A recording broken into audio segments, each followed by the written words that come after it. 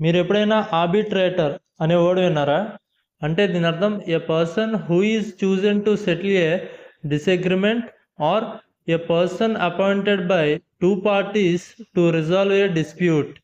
అంటే మధ్యవర్తి లేదా సమాధానకర్త అని. అంటే రెండు లేదా అంతకంటే ఎక్కువ పక్షాల మధ్య వివాదాన్ని నిష్పాక్షికంగా పరిష్కరించడానికి నియమించబడిన వ్యక్తినే ఆర్బిట్రేటర్ అని అంటారు. దీనికి ఎగ్జాంపుల్ మనం చూస్తే both parties agreed to accept the arbitrators decision.